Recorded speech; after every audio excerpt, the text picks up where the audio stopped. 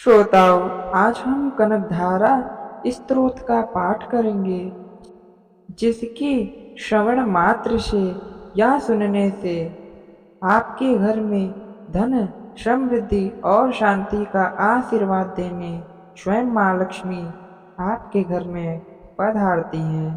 कनकधारा स्तोत्र देवी लक्ष्मी को समर्पित एक स्तोत्र है, जिसे आदि गुरु शंकराचार्य द्वारा लिखा गया था। यह स्तोत्र देवी लक्ष्मी की सुंदरता, दया और उदारता का वर्णन करता है। यह स्तोत्र देवी लक्ष्मी से धन, समृद्धि और शांति का आशीर्वाद मांगने के लिए भी एक प्रार्थना है।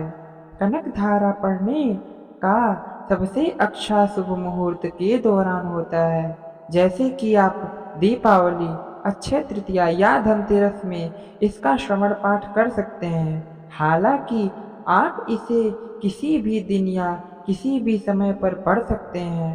कनकधारा स्तोत्र पढ़ने के कई लाभ हैं। यह देवी लक्ष्मी की कृपा प्राप्त करने और उन्हें प्रसन्न करने में मदद करता है।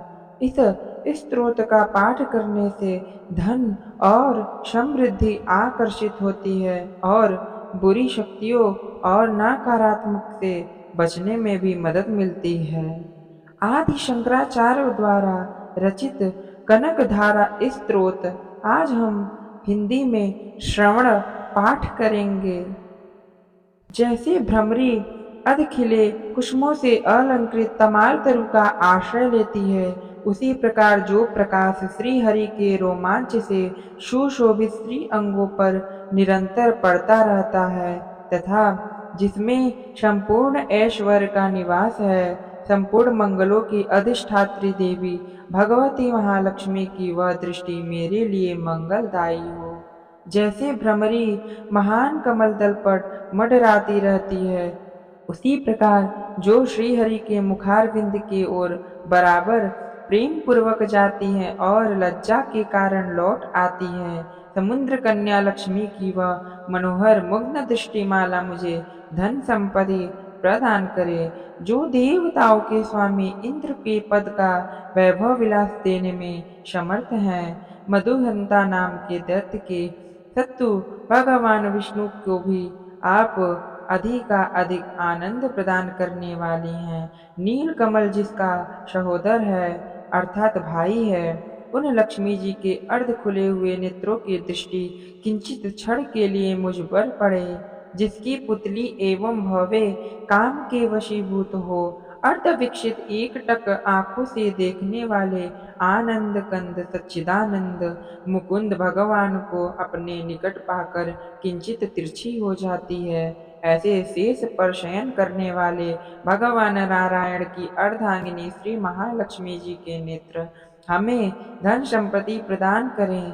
जो भगवान मधुसूदन के कौस्तुभमणि मंडित वक्ष स्थल में इंद्रनीलमयी हारावली सी सुशोभित होती है तथा उनके भी मन में प्रेम का संचार करने वाली है, वह कमल कुंज निवासिनी कमला की कटाक्ष मारा मेरे लिए कल्याण करे। जिस तरह से मेघों की घटा में बिजली चमकती है, उसी प्रकार मधुकैटभ के शत्रु भगवान विष्णु की काली मेघ पक्ति की तरह सुमनोहर वक्ष स्थल पर आप एक विद्युत के समान दीप्यमान होती हैं।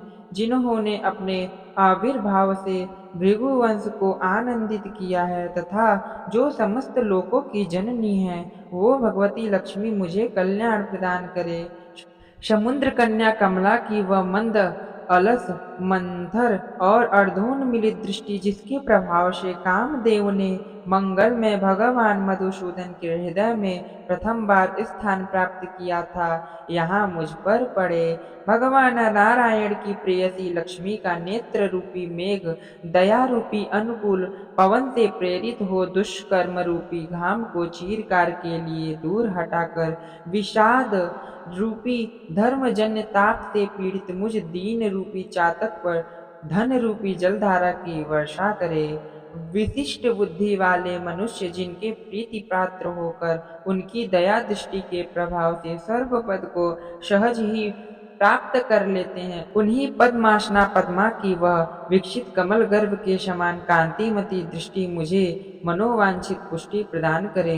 जो माँ भगवती श्री सृष्टि क्रीड़ा में अवसर अनुसार वाग देवता के रूप में विराजमान होती हैं, पालन क्रीड़ा के समय लक्ष्मी के रूप में विष्णु की पत्नी के विराजमान होती हैं, प्रलय क्रीड़ा के समय शाकंभरी भक्त अथवा चंद्रशेखर वल्लभा पार्वती रुद्र शक्ति भगवान शंकर की पत्नी के रूप में विद्यमान होती हैं। उन त्रिलोक के एकमात्र गुरु पालनहार विष्णु की नित्य यौवना प्रेमिका भगवती लक्ष्मी को मेरा संपूर्ण नमस्कार है। हे माता, शुभ कर्मों का फल देने वाली श्रुति के रूप में आपको प्रणाम है। रमणीय गुणों की सिंधु रूप रति के रूप में आपको नमस्कार है। कमल वन में निवास करने वाली शक्ति स्वरूपा लक्ष्मी को नमस्कार है तथा पुरुषोत्तम प्रिया पुष्टि को नमस्कार है। कमल वदना कमला को नमस्कार है। क्षीर सिंधु सभ्यता देवी को नमस्कार है। चंद्रमा और सुधा की सगी बहन को नमस्कार है। भगवान नारायण की वल्लभा को नमस्कार है।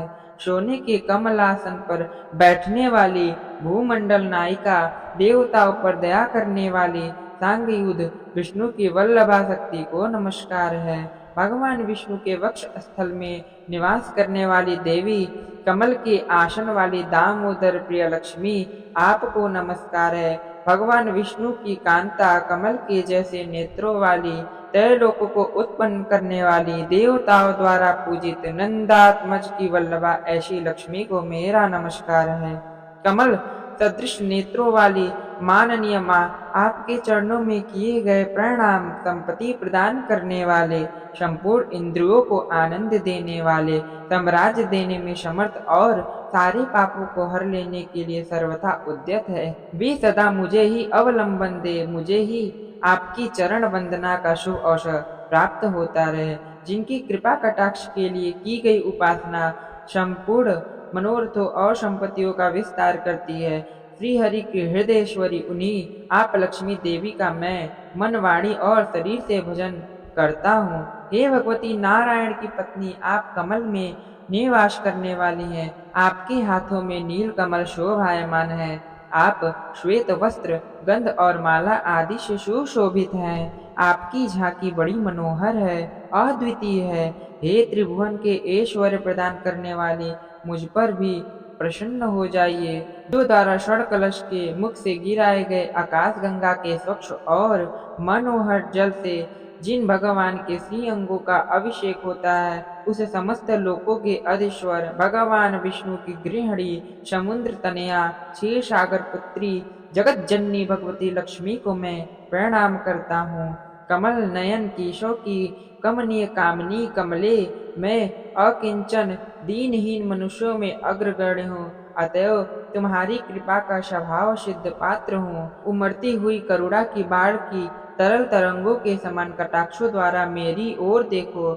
जो मनुष्य इन स्तुतियों द्वारा प्रतिदिन वेदत्रयी स्वरूपा त्रिभुवन जननी भगवती लक्ष्मी की स्तुति करते हैं, वे इस भूतल पर महान गुणवान और अत्यंत सौभाग्यशाली होते हैं तथा विद्वान पुरुष भी उनके मनोभाव को जानने के लिए उत्सुक रहते हैं। बोलिए माँ लक्ष्मी की जय। यदि आपको वीडियो पसंद आई हो तो हमारे चैनल को सब्सक्राइब करें और लाइक करें। जय माँ महालक्ष्मी।